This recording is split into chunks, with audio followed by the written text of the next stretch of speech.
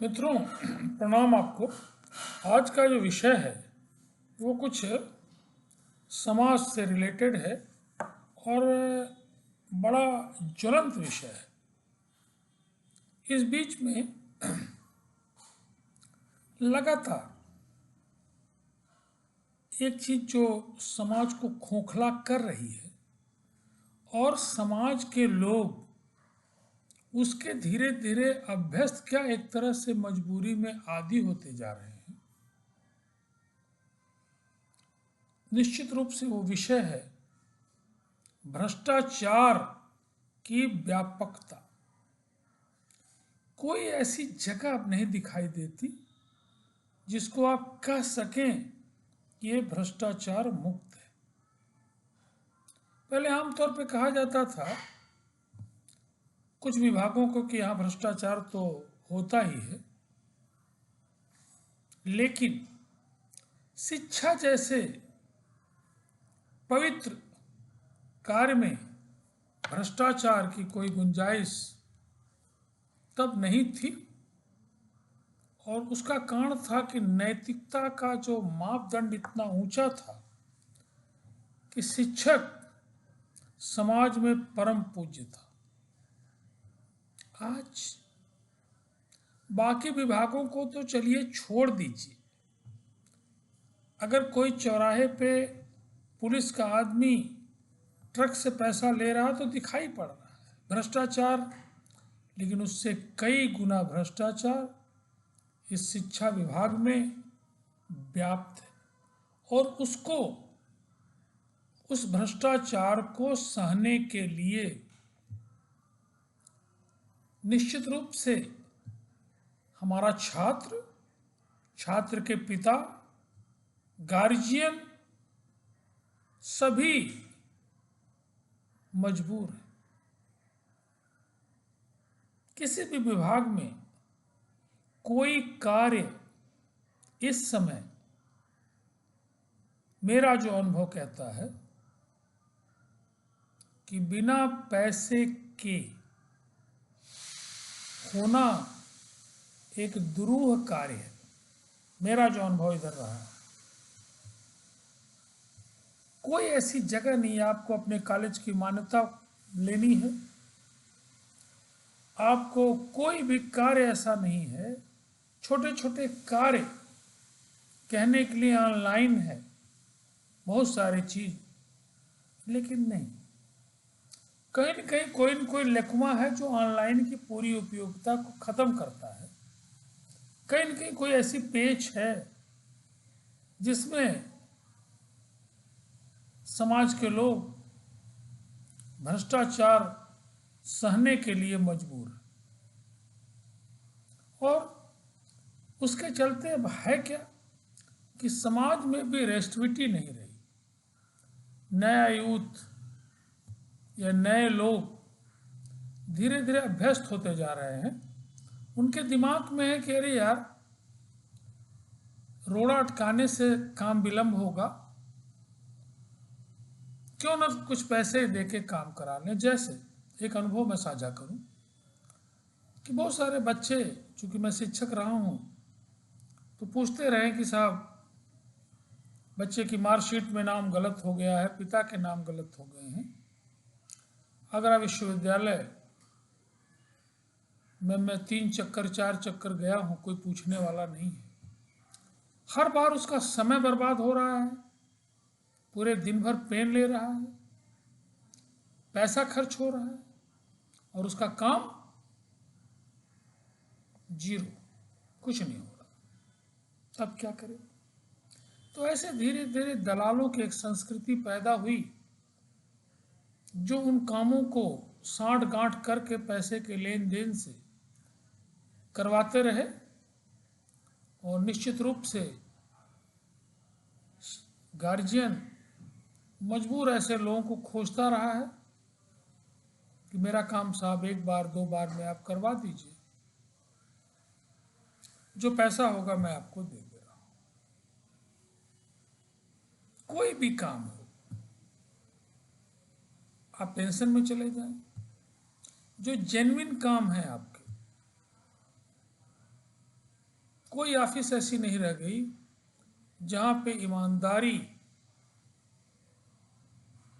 का बोलबाला हो। पहले भी एक कहावत थी कि भाई काजल की कोठरी में कितनों सयानो जाए, काजल की एक लीक लग ही जाएगी, ऐसा कहा गया था। लेकिन अब नहीं। अब मेरा अनुभव कहता कि कागज की एक लीक नहीं लग रही है, पूरा काजल के एक लीक के बदले पूरा शरीर ही काजल में डूब रहा है। और ये भी कहावत झूठी होती जा रही है कि भ्रष्टाचार की गंगा गंगोत्री ऊपर से बहती। हर भाषण में नेता लोग, एक डायलॉग बन गया था कि भ्रष्टाचार की गंगोत्री ऊपर से बहती हैं। लेकिन नहीं, मैं अब इस बात को पूरी तरह से मानने को तैयार नहीं, क्योंकि आज योगी महाराज जी के गवर्नमेंट में ये दुनिया जानती है कि वो तपस्वी हैं, कोई विलासिता नहीं है। मुख्यमंत्री आवास में तख्त पे सोने वाले लोग, भ्रष्टाचार की तो कल्पना दूर दूर तक सोची भी नहीं जा सकती है। लेकिन नहीं, इतने अच्छे प्रशासक मुख्यमंत्री के होने के बाद भी नीचे लेवल का जो भ्रष्टाचार है वो कम नहीं हो पा रहा है। ये बहुत बड़ी आश्चर्य की बात है कि प्रशासन जहां इतना अच्छा है, जहां पे मुख्यमंत्री कार्यालय पूरी तरह दूध की तरह उज्जवल है, जहां पे मुख्यमंत्री का चरित्र रोल मॉडल बन सकता है, जहां महाराज जी से मिलने का मुझे एक अवसर प्राप्त है। आज करीब 15 साल पहले एक घटना में 2 मिनट जिक्र करूं कि मैं एक एग्ज़ाम लेने के लिए सेल्फ फाइनेंस कॉलेज में गोरखपुर गया। कॉलेज के लोग कुर्मी लोग थे, नाम नहीं याद है। कॉलेज के एकदम सटा हुआ शहर से था, शहर में ही था। तो मैंने कहा कि चलो पहले मैं दर्शन कर लूँ, फिर प्रैक्टिकल कर लूँगा। तो वो ले आए। वो लोग बाबा के बड़े भक्त थे और बाबा, इलेक्शन का समय था, बाबा मंदिर प्रांगण के जस्ट बगल वाले हाथ जगह पे एक बहुत बड़े लोग थे, अपनी समस्याओं, जन समस्याओं को सुन रहे थे। किसी के नाली की समस्या, छोटी छोटी समस्याओं को भी वो सुन रहे थे, बीइंग एमपी। मैं भी उनसे प्रणाम किया, उन्होंने प्रणाम करवाया। बोले कि ठीक है, बाबू को दर्शन कराइए। और मुझसे पूछा दर्शन आपने किया? मैंने कहा करने जा रहा हूँ, प्रसाद दीजिए, निर्देश दिया। लगे हाथ मैंने 2 मिनट कहा कि भाई मेरे एक रिश्तेदार यहाँ पे नरसिंह नारायण लाल साहब एडीएम सिटी थे, आपको बड़ा याद करते थे और सपा गवर्नमेंट में भी बिना आपकी राय को कहते थे मैं कोई काम नहीं करता हूँ। ये उनका सेंटेंस था, तो नहीं है। तो उन्होंने कहा कि हाँ लाल साहब आते। इतनी ऊर्जा उनके अंदर, इतना कूट कूट के चरित्र बल भरा हुआ मुख्यमंत्री जी के पास। लेकिन नीचे लेवल का जो करप्शन है बाबुओं का या उनके थोड़े ऊपर तक का, वो कब खत्म होगा? हालांकि लोग पकड़े जा रहे हैं। कारण उसका एक सबसे बड़ा है, समाज में नैतिकता एकदम से जीरो हो गई है। मैं भी गांव जाता हूं, चाहे घर जाता हूं, दिन भर वहां यही चर्चा चलती कि कौन कितना बड़ा भ्रष्टाचारी है, कौन सा बाबू कितना बड़ा किस ऑफिस में पैसा कमा रहा है।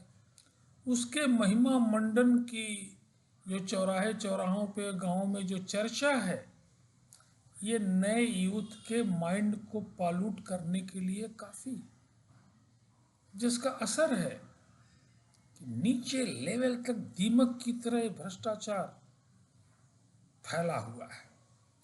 और इसमें कमी होने के बदले दिन प्रतिदिन मेरे कहने में कोई संकोच नहीं है कि बढ़ोतरी होती जा रही। ये ईश्वर ही से खत्म करे या कम करे, अदरवाइज बड़ा आश्चर्य होता है। अभी कल परसों पेपर पढ़ रहा था कि अभी प्रशिक्षण में एक लेखपाल आया है और 10,000 रुपये घूस करते हुए पकड़ा गया, सस्पेंड आज पेपर में हो गया। लेकिन खून की लत जब लग जाती है, पकड़े जाते हैं, ऐसा नहीं कि पकड़े नहीं जा रहे हैं, पेपरों में आप देखिए लोग पकड़े जा रहे हैं। लेकिन जिसको नशा है, लत है, वो कहाँ छूटने वाली है। तो ये मुझे लगता है कि तभी छूटेगी, डंडे के बल पे तो पूरी तरह से छोड़ना मुश्किल हो गया, क्योंकि देने वाला खुद ही आतुर है। उसके काम को जो ही 5 मिनट रोका तो ही 100 के नोट निकाल दे रहा है। रेस्टिविटी जीरो हो गई है। इतना सुविधा भोगी समाज हो गया है कि उसको जरा सा आपने रोका नहीं कि उसने 500 के नोट निकाली। जब तक ये रेस्टिविटी और नैतिकता नहीं बढ़ेगी, तब तक इस भ्रष्टाचार पे कोई सरकार हो पूर्ण रूप से विराम नहीं लगा पाए। निश्चित रूप से आज सरकार बेहद अच्छी स्थिति में है। लॉ एंड ऑर्डर पूरे देश में एक रोल मॉडल बना हुआ है। लोग पकड़े भी जा रहे हैं, लेकिन खत्म क्यों नहीं हो रहा? प्रशासन का या मुख्यमंत्री का कोई रोल नहीं उसमें। नैतिकता, मॉरल वैल्यू छात्र जीवन से ही जब खत्म हो जाएगा और उसको थोड़ा मोड़ा बचाए रखने के लिए निश्चित रूप से शिक्षक जिम्मेदार है। मुझे कहने में जरा भी गुरेज नहीं है कि शिक्षक की जिम्मेदारी नहीं है। शिक्षक की जिम्मेदारी निश्चित रूप से है, लेकिन जब शिक्षक ही भ्रष्ट हो जाएगा, जब वही रोल मॉडल नहीं रह जाएगा, वही जब पैसा प्रैक्टिकलों में और जगह जगह घूम के लेगा, जब वो तमाम अनैतिक कार्य करेगा, तो बच्चा उसे क्या रोल मॉडल मानेगा? नहीं मानेगा। मैं एक उदाहरण को बताऊं, पहले भी बता चुका हूं कि स्वामी जी के गुरु रामकृष्ण तीर्थ जी के यहाँ एक महिला आई कि बच्चे का पेट बराबर खराब रहता है क्योंकि वो दिन रात गुड़ खाता है, मानता नहीं कितना भी कहे। स्वामी जी ने कहा कि ठीक है जाइए, कल आए, कल बच्चे को लेके आना। कल आए तो उन्होंने समझाया कि बेटा मत खाओ नहीं तो पेट खराब होगा ही, और फिर चले गए। वहाँ बच्चे को लेके चले। स्वामी विवेकानंद को बड़ा आश्चर्य हुआ कि यही बात कहने के लिए आपने एक दिन बाद बुलाया। उन्होंने पूछा उत्सुकता बस की, ऐसा क्यों आपने किया? उन्होंने कहा कि तुमने वॉच नहीं किया। मैं कल से लेके आज तक गुड़ नहीं खाया, और अब जो मैं बात कहूँगा तो उसका प्रभाव निश्चित रूप से उस बच्चे पे पड़ेगा। ऐसे ही इस मॉरल वैल्यूज़ को अच्छा करने के लिए पूरा समाज दोषी है। अच्छा जो नहीं हो पा रहा है, निश्चित रूप से सबसे बड़ी भूमिका माता पिता और शिक्षक। और भ्रष्टाचार को महिमा मंडन करने की जो ये प्रथा चल पड़ी है,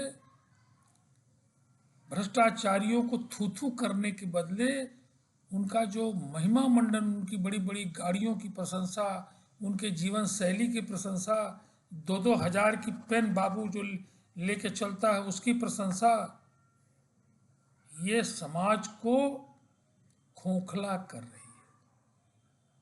विकसित राष्ट्र तो बहुत दूर की बात है।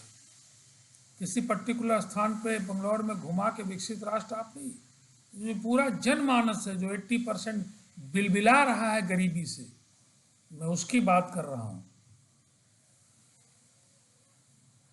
उसमें नया यूथ जब तक अच्छा नहीं होगा, देश कतई विकसित क्या विकासशील बना रहे ही बड़ी बात रह जाएगी। इसलिए मेरा ये आग्रह है अपने सुनने वालों को कि भ्रष्टाचार का महिमा मंडन कतई मत करिए। भ्रष्टाचारी को हे दृष्टि से देखिए। काम आपका एक दिन के बदले 2 दिन में हो, कोई फर्क नहीं, लेकिन आप भ्रष्टाचार को बढ़ावा कतई मत दीजिए। इन्हीं शब्दों के साथ इस वीडियो को मैं समाप्त